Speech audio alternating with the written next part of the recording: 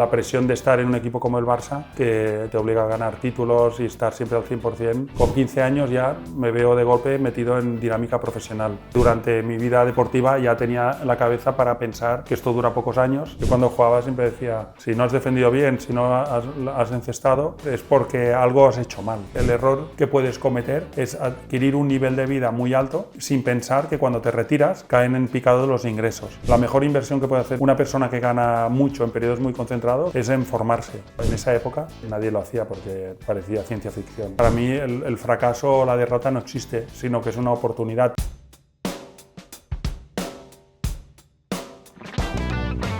Muy buenos días, hoy estamos en un nuevo episodio de No Surrender. Tenemos a un invitado muy especial, Ferran Martínez. ¿Qué tal? Muy buenos días. Buenos días. Ferran, ya lo conoceréis todos, es exjugador de baloncesto profesional.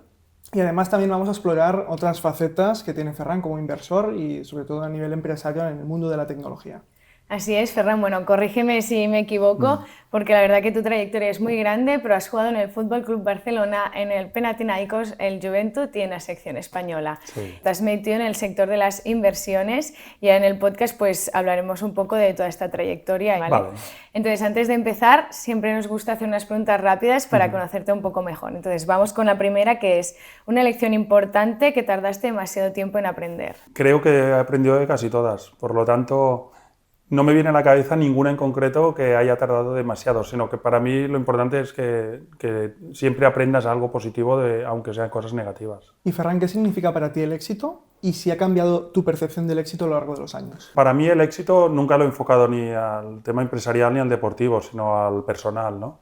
Entonces, el éxito, por ejemplo, en mi caso, es ser feliz en todo lo que he hecho, crear una familia, tener los hijos, tener ahora un nieto de 4 meses y haber vivido experiencias increíbles por todo el mundo, haber vivido en muchos países y al final haber intentado estar rodeado de buena gente y a nivel profesional pues gente que me haya aportado, que me haya ayudado y de los cuales pueda aprender siempre. ¿Cuál es el contacto más famoso que tiene Ferran? ¿Contacto? Sí. Famoso, digamos, a nivel mediático. Pues bueno, he tratado en su momento pues, con jugadores que he admirado como Magic Johnson cuando vino a Barcelona, en sus inicios también Leo Messi cuando estaba en el Barça y de alguna manera pues él fue uno de los, bueno, fue imagen del Banc Sabadell cuando yo estaba en el Banc Sabadell. Grandes jugadores que me he enfrentado como Shaquille O'Neal jugando contra él, o Sabonis aquí en Europa a nivel deportivo y a nivel empresarial, bueno, hay muchísimos. Tampoco querría decir uno en concreto. ¿Y cuál sería la decisión más valiente que has tomado a lo largo de tu vida? Decisiones así importantes a nivel deportivo fue cuando decidí marchar del Barcelona para ir al Juventud, porque en el Barça lo había ganado todo, ligas, Copas Korac, Recopas, me faltaba la Euroliga y la verdad es que cuando fui al Juventud fue una decisión muy arriesgada, porque solo podía ir a un club a intentar ganar más títulos que en el Barça y era muy difícil, pero en el Juventud lo hicimos y ganamos las 2 ligas seguidas y la Copa de Europa, que en el Barça no había podido ser, pese a jugar muchas Final Fours. Y esa fue una decisión, la verdad es que muy arriesgada. Una por ejemplo, negativa fue decidir no ir a los Juegos Olímpicos de Barcelona porque no estaba al 100% aún recuperado de una lesión del pie, pese a que el seleccionador Díaz Miguel me había ofrecido la oportunidad de ir aunque no estuviera recuperado y mantener la recuperación en los Juegos. Y es una de las cosas que me arrepiento, esto sí que es verdad. Pues muy bien, Ferran. Ahora para empezar, bueno, cuéntanos quién es Ferran Martínez, para todos aquellos que no te conocen tanto. Las generaciones más de mi edad me conocen como exjugador. Yo diría que como cualquier jugador o deportista de élite, pues tenemos 2 vidas. La de jugador, que dura pues 15-20 años, y la de después, que es la vida real, cuando empiezas a competir otra vez en otro sector, que es en el sector empresarial o en la vida misma, ¿no? Entonces, bueno, yo diría que yo lo veo como una película, mi etapa de deportista profesional, como si no fuera yo, y de todo lo que aprendí como deportista lo he intentado aplicar después a la hora de la vida profesional. Y después también que durante mi vida deportiva ya tenía la cabeza para pensar que esto dura pocos años y que cuando te retiras, si consigues mantener una gran red de contactos y sobre todo vas formándote también mientras juegas, y tienes otras inquietudes, pues eso te ayuda mucho para el proceso de la retirada, que es muy duro para un deportista profesional. Y empezaste a jugar al más alto nivel siendo muy joven. ¿Cómo viviste este salto? Bueno, todo fue como muy rápido, porque yo ficho por el Barça a los 12 años y yo estaba pidiendo autógrafos a los jugadores, pero a los 15, ya en una final del Campeonato de España infantil, jugué súper bien, metí 54 puntos en la final, y ese año, en el 84, el entrenador del primer equipo del Barça, Antonio Serra, decide llevarme a la pretemporada con el primer equipo. Y entonces, con 15 años ya me veo de golpe metido en dinámica profesional. Y luego a partir de ahí se dispara todo y va muy, muy, muy, muy rápido. Casi no me di cuenta y ya estaba cada día entrando mañana y tarde y viajando y compitiendo y todo. O sea que fue un proceso muy, muy, explosivo. Y a partir de ahí, empezar muy, muy joven te ayuda a madurar muchísimo también. Entonces, la presión de estar en un equipo como el Barça, que te obliga a ganar títulos y estar siempre al 100%, la verdad es que va muy bien para muchas otras cosas después, ¿no? Antes de grabar, Ferran, nos comentabas un poco todas las vivencias que has tenido, momentos difíciles, las lesiones. ¿Cuál dirías que es sobre todo el momento más difícil que has vivido a lo largo de tu carrera y cómo lo has superado? Mira, el más difícil seguro que fue la lesión del 91, que tengo una fractura de escafoides, entonces no sabían cómo operarme y deciden pues, un tipo de operación muy arriesgada, de quitarme el trozo de escafoides que estaba roto, digamos, pero a partir de ahí toda mi vida cambió porque nunca más he sabido lo que es jugar sin dolor en el pie, o sea, sin ponerme prácticamente de puntillas. Entonces, esto lo saben los fisios que he tenido, los médicos. Entonces, tuve que hacer una adaptación a mi manera de jugar y al dejar de saltar con la pierna izquierda, pues tuve que mejorar el tiro de tres, tuve que jugar mucho más con la izquierda, pero yo eso creo que también me ayudó porque modifiqué mi manera de jugar y seguro que introduce muchas más armas que no tenía antes de la lesión. Y con eso pues pude tener una carrera, pues fíjate, la lesión fue en el 91 y me retiré en el 2002, o sea, 11 años seguidos compitiendo al máximo nivel. Y ese fue lo que aprendí, es que de una cosa muy mala, que es una lesión, puedes tener otra cosa muy buena, que es cambiar tu manera de jugar. Y eso aplicado a la empresa, pues a partir de unas malas inversiones que tuve también durante el pinchazo de la burbuja tecnológica, del 98 al 2001, aprendí mucho temas financieros y me metí pues mucho dentro del sector de las inversiones en mercados financieros normales, y gracias a eso pues pude recuperar todo, y es cuando entré en el mundo de la gestión de patrimonios y de la banca privada. Ahora, justo lo adelantabas, uno de los puntos más determinantes o más diferentes respecto a otras profesiones, sobre todo es que el mundo del deporte de competición de alto nivel, os limitáis la carrera profesional en una etapa muy concreta de la vida, muy corta, y tenéis que reciclaros el día de mañana cuando termina vuestra etapa. ¿En qué momento empezaste a planificar o en qué momento decidiste, sobre todo, y cómo fue esta planificación de dar un cambio en el mundo profesional? Yo primero diría que como era una persona muy curiosa, ya desde muy pequeño me habían interesado mucho las tecnologías. Entonces, cuando llegaron los primeros ordenadores personales, como el Sinclair Spectrum, que fue el primero con el que empecé a programar en BASIC, ya incorporé herramientas tecnológicas, digamos, a mi gestión del día a día. Por lo tanto, aunque estaba ya jugando, ya me gustaba programar.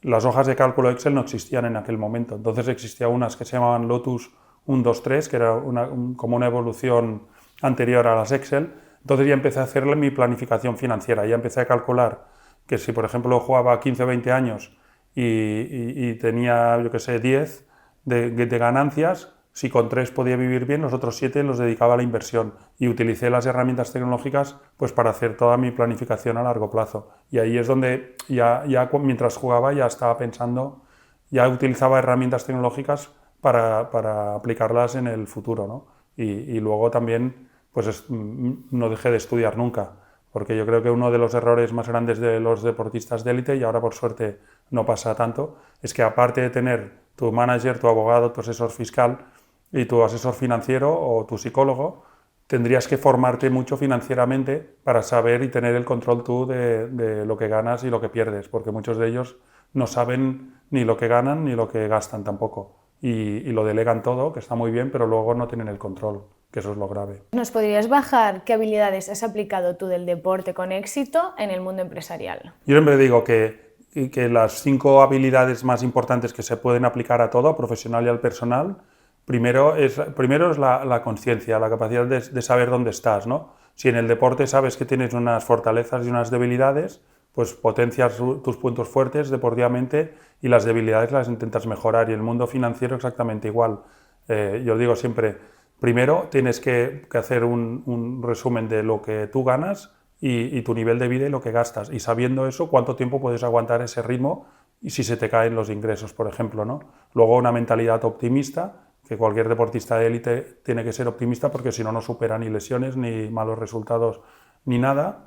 Bueno, luego la capacidad de adaptarte a las situaciones, porque continuamente van a salir imprevistos. Por ejemplo, en caso deportivo tienes diferentes entrenadores, diferentes objetivos con el equipo, diferentes países, culturas.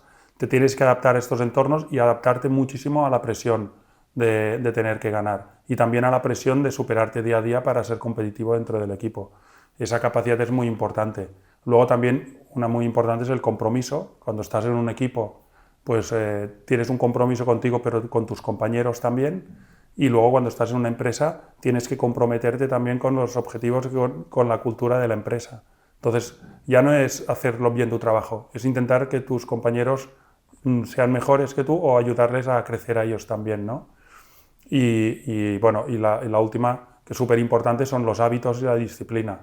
Que yo en mi caso, en el básquet, pues yo le llamaba entrenamiento invisible, que es que cada día hacía ejercicios con el balón en mi casa, de yo que sé, hacer flexiones cogiendo 2 balones en el suelo, o un entrenador que tenía, pues yo cogía el balón y chutaba hasta que me salía de las manos para coger mucho tacto, y luego cuando jugaba, ese tacto que tenía pues me hacía jugar mucho con los tiros con efecto y mejorar, y tenía porcentajes muy altos de tiro, y eso era cosas repetidas cada día, que a la larga pues pequeñas cosas dan grandes cambios, ¿no? Y eso lo he utilizado siempre en el aspecto deportivo y en el empresarial también. Y Ferran, ¿ha habido alguna persona que te haya acompañado especialmente en esta transición del mundo del deporte al mundo de los negocios? Bueno, en lo que ha sido la transición, no. He aprendido muchísima gente que he tenido alrededor, pero bueno, digamos que yo me retiro en el 2002, jugando justamente un partido con la selección catalana contra Croacia en el Sant Jordi, que era el récord de asistencia de público en el Sant Jordi, y yo era el capitán de la selección. Ahí es cuando me rompo la rodilla y ya en ese momento sé que me voy a retirar, y estaba pues los hermanos Gasol, que eran muy jóvenes, Navarro y estos jugadores en el equipo. Y cuando hago ese cambio de chip, la verdad es que fue relativamente rápido. Mentalmente ya estaba bastante preparado, pese a que tenía ofertas para ir a jugar a Italia y estaba en forma, o sea, podía haber jugado más años. Y entonces lo que hice es, lo que dispuse en ese momento era de tiempo que nunca había tenido en mi vida. Entonces fui al Centro de Estudios Financieros de Barcelona, donde estudié muchos temas de renta variable, inversiones en mercados alternativos, y durante unos años estuve estudiando esto, y luego sí que hice un Executive MBA, que lo hice aquí en Barcelona en colaboración con la Cruyff Foundation, bueno, la Cruyff Academics, y sobre todo con La Salle y las prácticas en San Francisco, y ahí es donde empecé a tener herramientas más sólidas para poder enfocar mi futuro profesional. Y luego siempre he ido formándome por mi cuenta, con muchas otras inquietudes aparte de las financieras, pues bueno, en inversión en startups, en inversión en temas muy disruptivos como en su momento blockchain o ahora hace unos años en computación cuántica también. Tú desde joven te interesaste mucho por la tecnología, incluso mientras competías. ¿Cómo nació esa pasión? Pues mira, porque resulta que mi tío había trabajado en Nixdorf, que eran con ordenadores en Estados Unidos, cuando aquí en los años, a principios de los 80, nadie sabía lo que era un ordenador personal porque eso no existían, ¿no? Entonces yo cuando iba a su casa pues me hacía, yo qué sé, dibujos con tarjetas perforadas, que es lo que existía en ese momento, y yo decía, hostia, ¿y para qué sirven los ordenadores, no? Y ahí me empezó a explicar, y a partir de ahí, cuando llegó el Spectrum a España, la gente lo utilizaba para los videojuegos y empecé a utilizarlo para programar. Entonces ya empecé a tener ordenadores más potentes como los IBM, los AT, los XT. Entonces empecé a desmontarlos y montarlos, y estudié también arquitectura de ordenadores. Entonces yo me hacía unos ordenadores muy potentes, entonces les metía sintetizador de voz, empecé a meter cámaras también cuando no existían las webcams, o sea que las cámaras se activan cuando abrías el ordenador. O sea, hacía cosas por aprender, ¿no? Por tecnología y porque me gustaba. Y durante toda mi carrera he intentado ir un paso adelante. Y si bien me perdí la ola de Internet porque era súper joven, aunque yo ya me había conectado a BBS americanas cuando no existía internet en España, que se llamaba Telnet, una red americana que te conectabas con un módem de estos antiguos, así con el teléfono, y te conectabas a las 12 de la noche, porque era más barata la conexión y solo estaba 5 minutos conectado y te descargabas datos. Luego fui haciendo todas estas cosas hasta que bueno, fui haciendo temas de domótica, cosas así. Cuando estaba en Grecia jugando, por ejemplo, desde casa llamaba al ordenador de mi casa en España, abría el ordenador abría las cámaras y yo podía ver desde Grecia lo que pasaba. Ahora es muy fácil, todo el mundo lo hace, pero en esa época nadie lo hacía porque parecía ciencia ficción, ¿no? Por eso siempre he intentado ir, se me pasó la parte de internet, luego hubo blockchain a principios de los 2000 más o menos, empezó todo, pero aquí en España se ha empezado a conocer en el año 2012 o 2013, bueno, allí empecé en el 2009, digamos, ¿no? Empecé a escuchar lo que eran las criptos y lo que era esta tecnología, y luego desde hace bastantes años ya también estoy con el tema de los ordenadores cuánticos y esta tecnología también, que también invierto porque son sectores que aunque parecen muy verdes aún, es como haber invertido en Internet pues, en el nacimiento, ¿no? O sea que es interesante esto. En aquel momento, ¿qué te aportaba la programación? Porque es una transición bastante curiosa, ¿no? Sobre todo en aquella época que los deportistas no parecía que estuviesen tan interesados en esto. Bueno, al principio me hacía mis propias estadísticas, entonces me hacía mis propios escenarios y decía, bueno, en el mes de, yo qué sé, octubre, noviembre, diciembre estoy teniendo este rendimiento. En el mes de enero, ¿por qué me ha bajado el rendimiento? ¿O por qué he mejorado el rendimiento aquí? Me hacía mis proyecciones. Entonces quería tener datos de tanto míos como del equipo y de otros equipos. Cuando no se hacía scouting prácticamente se hacía muy poco al principio. Luego también, a principio de estar en el Barça, en el año 85 así, pues los sistemas de juego los poníamos en una pizarra, los apuntábamos en papel. A mí ya me gustaba programarlos con unos sprites y unos píxeles en la pantalla. Entonces, bueno, yo veía los sistemas, los muñequitos, muñequitos, círculos y cuadrados moviéndose por la pantalla. Después en el 2000, fue en el año 96 cuando fui a Panathinaikos, ya me programé mi primera página web, que no habían, era una página así poligonal, o sea, no era muy espectacular, pero ya te permitían que los periodistas desde España pudieran entrar en la página y yo podía colgar cosas. Luego eso pues, ha ido evolucionando mucho, ¿no? Pero son herramientas tecnológicas que ya utilizaba y que ahora pues parecen muy obvias, pero en aquella época no lo eran. Y en cuanto a tema de inversión tecnológica, ¿cómo fuiste formándote? A raíz de estas malas, o sea, no me gusta culpar a los demás de las inversiones, porque cuando pinchó la burbuja tecnológica, la verdad es que cayeron durante 3 años todos los mercados, sobre todo de las tecnológicas y las bolsas a nivel mundial, ¿no? Entonces yo tenía unas inversiones hechas que, claro, no fueron bien porque invertían 50% en renta fija y 50% en renta variable. Y la renta variable iba bajando y con la parte renta fija iban rellenando la renta variable, por lo tanto el patrimonio iba bajando.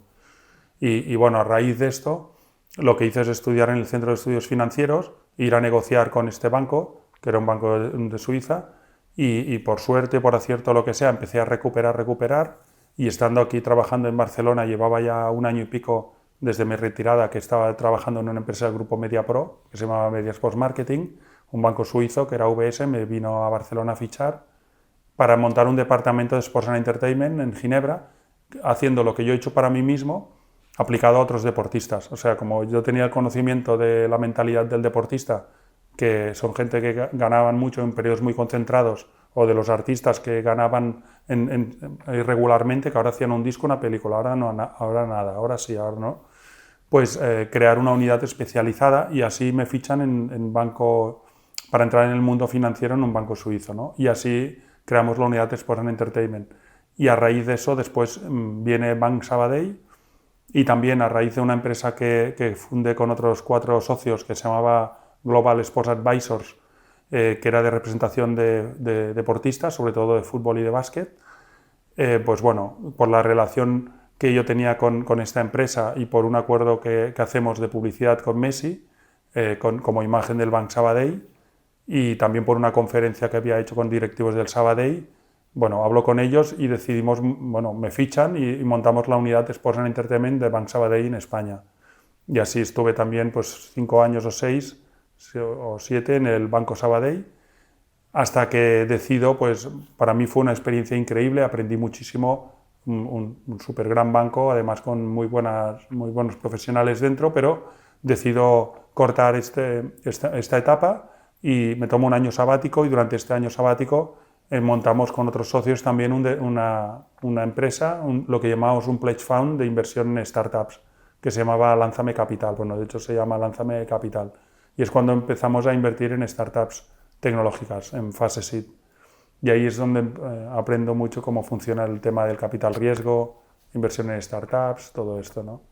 Es verdad que después me ficha otro banco, Mirabaud, en Suiza, y prosigo mi carrera financiera, pero ya nunca más dejé el mundo de las inversiones y tampoco el mundo del emprendimiento también, montando mis propias empresas. Uno de los grandes temas es la educación financiera, sobre todo en los deportistas, que en algunos de ellos, los que tienen suerte, pues pueden capitalizar y pueden ganar bastante dinero.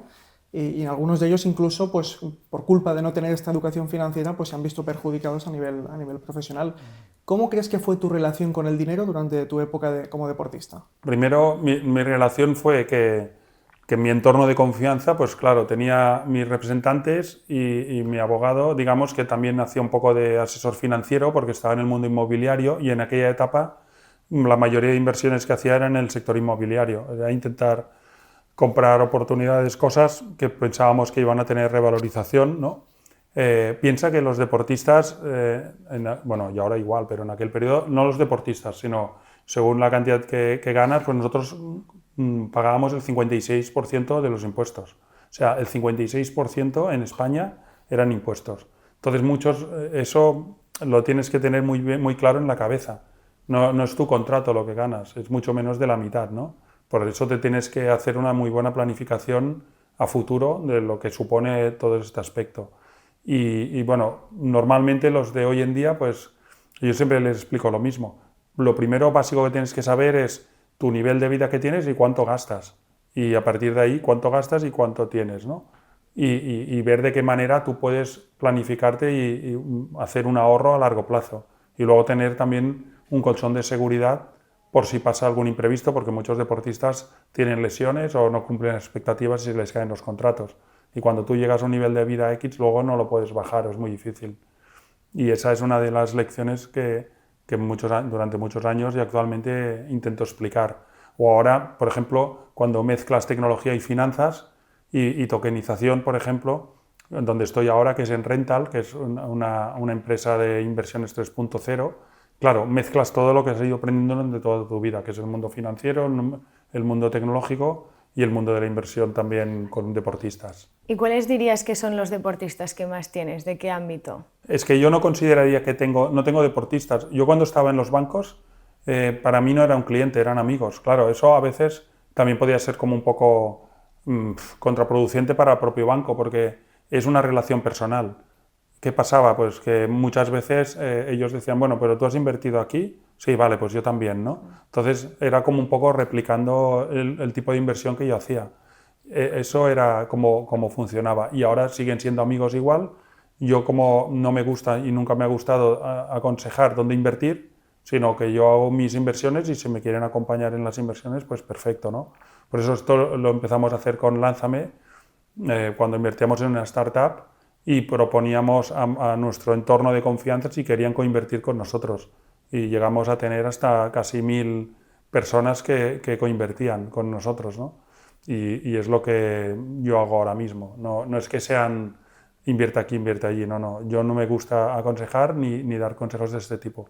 Yo hago mi camino y quien quiera venir conmigo, fantástico, ¿no? ¿Y crees que los deportistas profesionales reciben la educación financiera realmente que necesitan? Yo creo que depende muchísimo de la inquietud que tenga el deportista.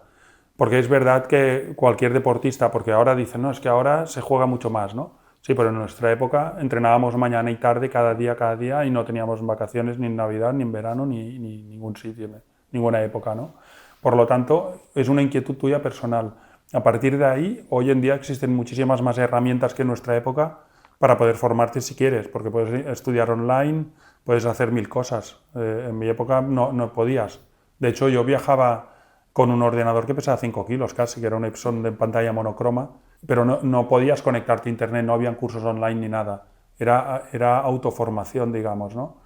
Y la educación financiera es muy, muy, muy importante. La mejor inversión que puede hacer una persona que gana mucho en periodos muy concentrados, o un deportista o otro tipo de profesional, es en formarse, para tú tener el control de tu vida. Aparte que tengas un entorno alrededor pues que te ayude, ¿no? Y que sean buenos profesionales. Pero cuanto más conocimiento tengas tú, mucho mejor podrás tener ese control. ¿Y cuál dirías que es el error más común que tienen los atletas en cuanto a su gestión patrimonial? Yo diría que hay varios tipos diferentes. Cuando pensamos en deportistas ultraprofesionales, o sea, que ganan mucho, pensamos en futbolistas, ¿no? Que es el deporte donde más se ingresa, ¿no? Entonces, cuando son super tops, bueno, ya tienen una industria a su alrededor, ellos mismos ya son como empresas. Por lo tanto, si están industrializados y ya tienen asesores y todo eso, en teoría ganan tanto que muy mal lo tendrían que hacer para perderlo todo. A pesar de esto, Sports Illustrated dice, hay estudios de que el 60% de los jugadores de la NBA, al menos hace años, acababan arruinados al cabo de 5 años de jugar y habían ganado muchos millones, y hay muchísimos casos. Yo creo que el error que puedes cometer es adquirir un nivel de vida muy alto, ¿vale?, sin pensar que cuando te retiras caen en picado los ingresos. Y si no eres capaz de generarte unos negocios posteriores que permitan mantener estos ingresos, no podrías mantener ese nivel de vida. Luego están la mayoría de deportistas de otro tipo de deportes, pues bueno, pueden ser handball o incluso básquet a veces, atletismo, bueno, todos los demás que aunque hayan sido olímpicos y medallas de oro y todo, no tienen el reconocimiento ni profesional ni social y no pueden vivir el resto de su vida de lo que hayan ganado, aunque hayan sido números unos en su mundo. Por lo tanto, este perfil sí que necesitan formarse mucho. Intentar también ver dentro de lo que puedan aprender como deportistas y su entorno que puedan tener, cómo lo pueden encauzar después en su vida profesional, ¿no? Y Ferran, bueno, es cierto que nos acabas de comentar que no te gusta dar este tipo de consejos, pero si tuvieras que decir qué industrias o tecnologías ves más prometedoras a largo plazo como inversor, ¿cuáles serían? Las mejores son las tecnologías que pueden aportar cosas positivas al mundo, ¿no?, a la vida en sí. Por lo tanto, relacionadas también con el desarrollo y la investigación. Y cuando hablo de investigación, en todos los ámbitos, todo está muy relacionado. Porque, por ejemplo, todo lo que son inversiones yo que sé, tanto en health como en biotech, como cuando, por ejemplo, hablamos de inteligencia artificial, que todo el mundo habla, pero era súper obvio que esto iba a pasar y se tenía que tener muy claro desde hace muchísimos años, ¿no? Pues ¿cómo se va a alimentar esta inteligencia artificial? Pues a través de ordenadores muchísimo más potentes. ¿Cuáles? Pues los ordenadores cuánticos, cuando estén, porque de momento faltan años, ¿no? Pero se está investigando en esto. Tecnologías, digamos, descentralizadas, DeFi, como blockchain. ¿Por qué? Pues porque eliminas intermediarios y eliminas muchos aspectos que no aportan absolutamente nada. Y solo burocracia, solo, digamos, pagos que no tienen ningún tipo de sentido y sobre todo le metes muchísima más seguridad y trazabilidad, ¿no? Industrias de este tipo. En cuanto a industrias de inversión, también, ¿no?, de todo tipo. Yo creo que tú puedes estudiar mucho algunos aspectos, pero ya hay empresas que lo están haciendo y la mejor manera de demostrar que eso son tecnologías que van arriba pues es pudiendo invertir, aunque sean tickets pequeños, en ellas, ¿no? Cuando inviertes en cualquier sitio, lo que hago siempre es estudiar muy bien quién hay detrás, cuál es el equipo y todas las métricas necesarias. Y luego hay que diferenciar lo que son inversiones en cotizadas, que ya son empresas súper grandes, ¿no?, que dices, bueno, todo el mundo habla de Nvidia estos últimos años, pero cuando yo montaba ordenadores, hace 20 30 años, los chips gráficos eran Nvidia. ¿Por qué ahora ha subido tanto? Porque dice que son los chips más rápidos y más potentes para alimentar ordenadores de inteligencia artificial, pero era de sentido común, que era una empresa que iba enfocada a ese segmento, ¿no? Bueno, pues ejemplos de este tipo son los que hacen que la vida evolucione y vayamos mejorando como sociedad. Volviendo al tema del deporte y del tema de las finanzas, antes lo adelantabas. Si te llega un deportista joven que está generando altos ingresos, ¿qué consejo le darías? Lo primero que le diría, es muy fácil, Es que sí, primero que aprenda a utilizar lo más básico, que es una hoja de cálculo, ¿no? Si me apuras, un papel y un boli. Y digas, a ver, ganas esto, ¿vale? Pagas estos impuestos. ¿Dónde vives? ¿Cuáles son tus gastos cada día? ¿Qué caprichos tienes? Y a partir de ahí decir, mira, pues yo gano esto y gasto esto, ¿vale? A este ritmo de vida, con estos ingresos que tienes ahora, ¿cuántos años puedes vivir? ¿Vale? Cuando se te caigan estos ingresos en picado, o sea, cuando te retires, ¿qué vas a hacer? ¿De qué manera vas a afrontar la vida? ¿Cómo te vas a formar? Porque es muy fácil decir, bueno, como soy muy famoso, me vendrán a fichar, yo qué sé, en la tele para ser periodista o ser narrador, o voy a crearme compañías relacionadas con, yo qué sé, tiendas deportivas, o voy a montar restaurantes, no sé, lo que se te ocurra, ¿no? Pero, ¿qué vas a hacer, ¿no? Con esto? Por lo tanto, esto entra dentro de la educación financiera, de tener tú tu propio control. Yo lo que le diría es a cualquier deportista joven o no tan joven, es que tenga la cabeza bien puesta en su sitio y que, sobre todo, si gana dinero, tiene que saber de inversiones y de finanzas, aunque sea lo más mínimo y lo más básico. Si no, es una tontería, o sea, es inverosímil, ¿no? Que ganes mucho y te dé igual todo este mundo. Esta educación financiera se tendría que dar en las escuelas desde muy pequeños los niños, desde los 5 años, porque toda la vida se mueve alrededor de esto. ¿Por qué no se forma financieramente a la gente joven? Porque no interesa, supongo, porque no tiene sentido esto. ¿Qué es lo que a ti te impulsa, ¿no?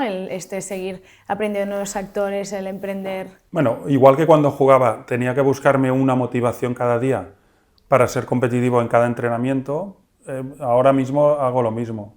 O sea, me busco unas motivaciones cada día y un poco en mi vida diaria profesional, digamos, lo chulo es que no hay monotonía, cada día pasan cosas diferentes, ¿no? Entonces intento conectar diferentes ámbitos donde estoy metido, los conecto entre ellos y voy viendo a ver de qué manera podemos ganar en todos estos aspectos e ir conectando cosas. Es la parte que más me gusta, ¿no? O sea, encontrar una motivación diaria para seguir haciendo lo que voy haciendo. Y luego, sobre todo, tener la mente súper abierta y siempre buscar relaciones con gente, digamos, que sean mejores que yo y que a mí me aporten también conocimiento, que es lo chulo, ¿no? Por eso me gusta mucho cuando hablo, yo qué sé, de computación cuántica, pues estar muy en relación con científicos, que son, bueno, auténticos cerebros que casi son filósofos, porque ellos enfocan la vida de otra manera, pero que dentro de su conocimiento, pues ellos también a lo mejor tú les puedes aportar alguna cosa de poder trasladar ese conocimiento a la vida real, a las empresas, ¿no? Y eso enriquece muchísimo, la verdad. Ferran, ¿cómo mantienes esta motivación de la que hablas justo en los momentos en que los resultados no llegan? Bueno, porque al final, como decía, es una filosofía de vida. Cuando un resultado no llega o tú consideras que es un fracaso, es que te estás dando una oportunidad de cambiar algo, ¿no? Si algo va mal, es que algo no estás haciendo bien. Lo que no hago nunca es darle la culpa ni al entorno ni a los demás, ¿no? O sea, cuando alguna cosa no funciona, pues bueno, ¿por qué no funciona? Y vamos a ver cómo cambiarlo para que funcione o ver la parte, digamos, positiva. O sea, no es un fracaso en sí, sino que es una oportunidad. Si no te lo tomas de esta manera, igual que cuando era deportista, si jugabas mal un partido o te lesionabas y hubieras dicho, ostras, qué malo que soy, no meto ni una, pues el siguiente partido metería menos, ¿no? Seguro. Era al revés. Yo cuando jugaba siempre decía, si no has defendido bien, si no has encestado, ¿sabes? Es porque algo has hecho mal. Porque tiras siempre igual. Y el aro no se mueve. Y el balón es redondo igual siempre. Y aunque haya mucha presión exterior, es igual. No te van a coger la mano para que no tires. Por lo tanto, es una sensación mental. Si tú consigues aislarte y hacerte amigo de esta presión y de estos malos momentos, es cuando evolucionas. Y si no, es selección natural. Pues acabas de definir muy bien el mensaje que nos gusta transmitir en cada episodio del podcast No Surrender. Bueno, básicamente es el de no rendirse y el de que, bueno, de los errores se aprende y que siempre hay una salida. Así que, Ferran, nos gustaría saber qué papel juega el fracaso en tu forma de aprender. Visto desde fuera, por ejemplo, si lo traigo al nivel deportivo, que es lo que te decía antes, que es que, claro, ojalá nunca me hubiera roto el pie ni nada, ojalá no tuviera dolor cada día, y hubiera podido saltar más y correr más y no me hubiera afectado la lesión. Claro, no rendirte es asumir esa lesión, decirla, muy bien, yo la tengo, ¿no? Ahora puedo tomar dos decisiones, o seguir adelante o retirarme. Entonces decidí seguir adelante. ¿Cómo? Pues haciendo una adaptación total de mi manera de jugar y con eso pude jugar 11 años seguidos. En la vida es lo mismo. Si tú yo he creado alguna startup que ha ido muy mal y ha desaparecido, bueno, no pasa nada. He aprendido de eso y la siguiente que montas intentarás no cometer los mismos errores. A lo mejor no han sido ni errores. Muchas startups que no salen adelante es por el momento en que salen, que es demasiado pronto o demasiado tarde. Y no es una cuestión de haber analizado mal el mercado. También hay un factor, digamos, no diría de suerte, pero de momentum, ¿no? Por lo tanto, cualquier desastre que tú consideres malo en ese momento es una oportunidad que se están dando para hacer otras cosas positivas. Ferran, a lo largo de la conversación hemos hablado de deporte y tecnología. Ahora, uniendo estos dos conceptos, ¿cómo crees que la tecnología, este crecimiento tecnológico, va a influir, va a cambiar el mundo del deporte? En muchísimas cosas. Te puedo dar 1000 ejemplos, ¿no? En cuanto a medicina, por ejemplo, deportiva, ya hay, digamos, tecnologías genéticas que ayudan a ver qué tipo de músculo tienes y cómo diferentes tipos de deportista con diferentes tipos de musculatura pueden trabajar de diferentes maneras para obtener el máximo rendimiento, incluso para prevenir lesiones o poder hacer estimaciones de qué jugador es más propenso a un tipo de lesión que a otra. Luego, por ejemplo, entrenamiento cognitivo también. Conozco una empresa que justo se dedica a esto, que es muy curioso porque les pones, después de una operación, por ejemplo, de cruzados, cuando un jugador está recuperado plenamente y salta al campo a jugar, normalmente tiene miedo. Y es mucho más el miedo que tiene a apoyar fuerte la pierna o que se vuelva a romper, que no que si está recuperado o no está recuperado. Pues esto es lo que hacen, te ponen un casco, tú estás delante de como si fuera un videojuego donde tú eres el muñeco, eres tú mismo, y tú mueves el jugador sin manos ni nada, solo con la cabeza, y notas en el videojuego cómo no estás apoyando la pierna. Dices, a ver, si es un muñeco, no eres tú. ¿Por qué no la apoyas si no se va a romper? Entonces tú estás preparando tu cerebro para que cuando saltes al campo a entrenar ya se haya preparado previamente para eso. Luego temas de realidad aumentada, yo que sé, en los alrededores de los estadios, pues que no tengas que ir a la tienda física a comprar, sino que tú con tu móvil en un punto pues puedas enfocar, puedas ver el merchandising, lo puedas comprar y pagar desde allí, y cuando llegas a tu asiento del campo tienes una bolsita con lo que has comprado. Por lo tanto, como no te has tenido que desplazar a la tienda y puedes hacer compras en todo el mundo en tiempo real, incluso participación de los fans en los partidos, pues con las tokenizaciones, ¿no? Tú puedes comprar tokens a lo mejor de un equipo y mientras estás viendo jugar el partido, ese token te da la posibilidad de poder hacer votaciones, grabar vídeos cortos, dar opiniones, participar en sorteos, lo que se te ocurra. Entonces participas mucho más activamente, incluso decisiones tácticas, que tú puedes decir, oye, pues yo no hubiera hecho este cambio, yo hubiera hecho este. Tú no le estás diciendo al entrenador lo que tiene que hacer, tú te estás metiendo dentro del juego, ¿no? del partido. Y lo que comentábamos del metaverso, pues bueno, al final es verdad que hubo un boom, igual que hubo el boom de los NFTs, que luego parece, bueno, se ha desinflado, y luego el boom del metaverso, que parece que se ha desinflado, no se ha desinflado, está ahí. Lo que pasa es que conforme avance la tecnología, la inteligencia artificial y la potencia de los ordenadores, se puedan crear mundos virtuales muchísimo más reales, digamos, igual que Internet cambió todo, a la hora de tú poder hacer cosas delante de una pantalla, pues será exactamente lo mismo, pero tú estar inmerso dentro. Por eso si veis Black Mirror, que dices, está muy chulo, todo lo que sale ahí pasará seguro. Black Mirror o muchas películas de ciencia ficción, ¿no?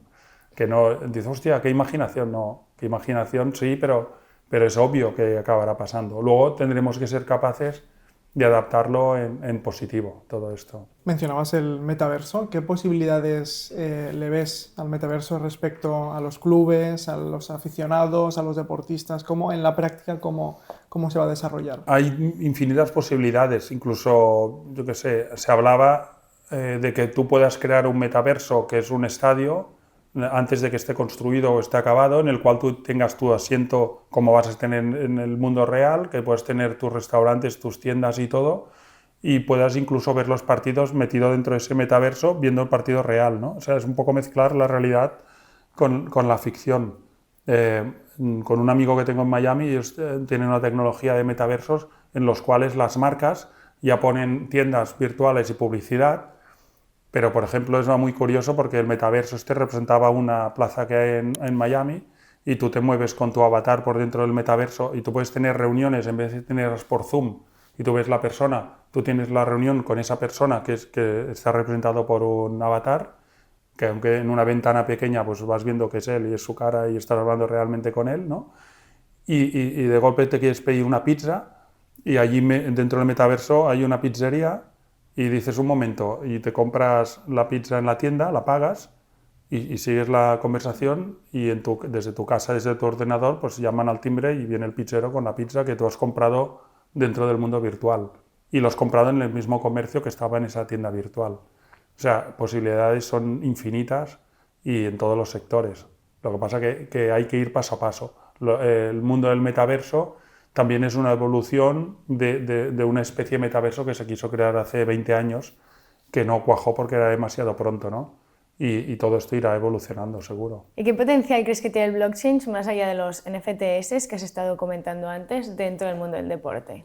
Total, porque o sea, al final blockchain digamos, es una manera, ¿vale?, de descentralizar, o sea, de eliminar intermediarios, ¿vale?, con un sistema criptográfico que es imposible de hackear, ¿vale?, es imposible y que puedes tener una trazabilidad total. ¿Qué quiere decir?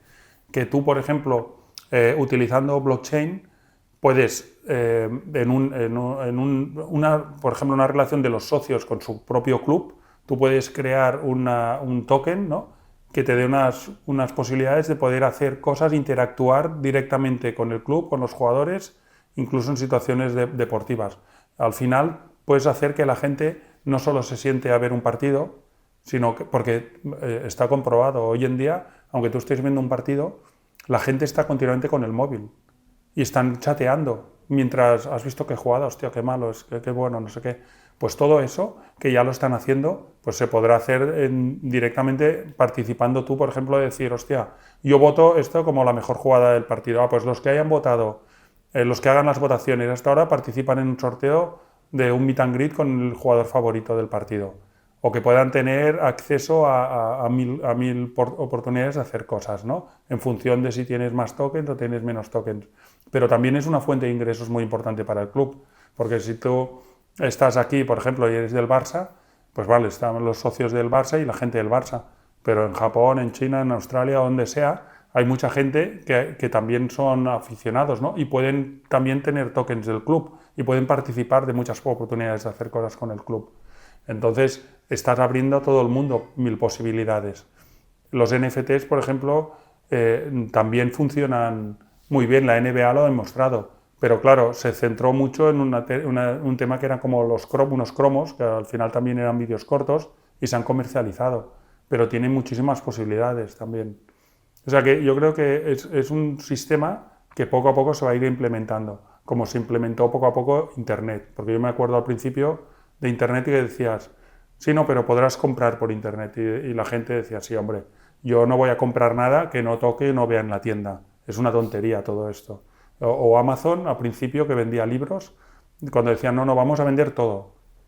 Dice, bueno, habrá cosas que nunca se podrán vender por Internet, porque las tendrás que ver, comprobar, porque si no funcionan, ¿qué? ¿Las vas a devolver? Pues sí, las devolverás, como se hace hoy en día. O sea, todo esto va a pasar. Lo que pasa es que tardará más o menos. Y siempre la tecnología va muchísimo más rápido que digamos, la política o las regulaciones. Entonces, ese exceso de querer regularlo todo lo que hace es paralizar y bloquear las cosas, ¿no? Entonces, bueno, está bien que hayan ciertas regulaciones, pero también está bien que se dejen agilizar procesos y que no vayas poniendo tantos palos a la rueda, sobre todo cuando las decisiones las toma gente que no son del sector o que no tienen ni idea de lo que están hablando. Y es hablar como contra una pared porque no, dos idiomas diferentes. Y eso va a ser una evolución también. Y Ferran, antes has puesto el ejemplo de visualizar, ¿no?, y sentir las consecuencias que tiene el salir de una lesión, ¿no?, que lo veías en la pantalla. Entonces, llevándolo en el sector de la inteligencia artificial, ¿cómo crees que esto afectará a la manera de entrenar o de consumir el deporte? Jolín, va a influir muchísimo. o sea, al final la inteligencia artificial digamos, o sea, mal utilizada es como todo en la vida, se puede utilizar bien o se puede utilizar mal. Lo que te va a hacer es que te va a permitir anticipar muchísimas cosas, y cuando tú visualizas o anticipas una cosa, sabes las consecuencias que va a tener, por lo tanto intentarás no repetirla. Y en el mundo del deporte la inteligencia artificial ya se está usando ahora mismo también en 1000 aspectos, ¿no? Claro, al nivel que estamos ahora, pero yo conozco cantidad de periodistas, por ejemplo, poniendo un ejemplo, que utilizan la inteligencia artificial para hacer sus artículos muchísimo más rápido, incluso para poder anticipar las posibilidades que va a tener un equipo de ganar o perder. O sea, hay muchas maneras en las cuales se va a utilizar, pero lo interesante es que se utilice para temas positivos. Hemos hablado de computación cuántica, metaverso, tecnología blockchain. En tu caso, ¿cuál crees que es la tendencia del mundo tech que más te está entusiasmando ahora mismo? Ahora mismo, bueno, por ejemplo, lo que es, por un lado, la tokenización de activos financieros, particularmente en los activos inmobiliarios. Por eso estoy también como embajador de Rental, porque lo que hacemos allí es poder dar acceso a todo el mundo a la inversión inmobiliaria de manera muy fácil y muy sencilla, gracias a la tokenización, pero se puede tokenizar absolutamente todo. Entonces, lo bueno, digamos, es que el mundo, diferentes partes del mundo, pues van mucho más rápidos en adaptarlo y otros mucho más lentos, ¿no? Pero que al final es una cosa inevitable. Cuando te hablaba también de la física cuántica, de la computación cuántica, es porque es algo muy rompedor y muy disruptivo, pero que acabará pasando. Igual que cuando hace muchísimos años, que vosotros sois muy jóvenes, pero se hizo la película 2001 Odisea en el espacio, en el cual una inteligencia artificial gobernaba la nave y toma conciencia propia y se empieza a cargar a los astronautas porque se enfada con ellos, digamos, y decías, vaya, está muy bien, pero vaya, se le ha ido un poco la pinza, ¿no?, al guionista. Pues no se le ha ido, ¿no? Entonces, todo lo que son sectores por ejemplo, el tema de energías renovables también, pero sobre todo, para mí lo importante de la computación cuántica y la inteligencia artificial es que va a ser capaz de hacer investigaciones para resolver enfermedades ahora mismo muy complicadas o incurables, que se van a poder solucionar creando proteínas, a lo mejor, que ahora necesitas muchos años de simulaciones. Y con un ordenador cuántico a lo mejor ganarías 50 años en resolver eso, ¿no? Porque te haría todas las posibilidades posibles y daría a lo mejor pues con la proteína o con la cadena genética que podría resolver eso.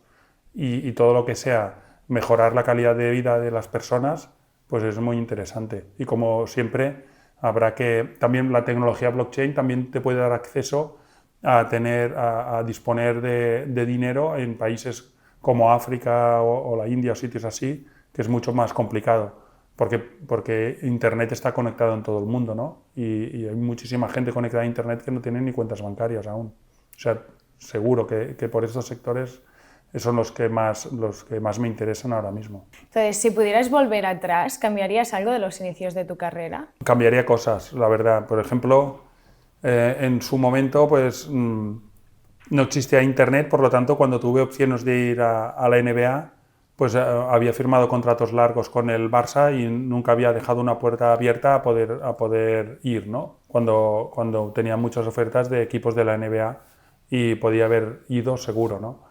Bueno, allí me equivoqué, ahora lo habría hecho diferente seguro, porque podía haber probado esto. En el año 98 sí que fui, pero hubo el lockout, iba a fichar por Toronto Raptors y al final no pudo ser porque hubo esa parada, ¿no? Pero eso es una de las cosas que cambiaría.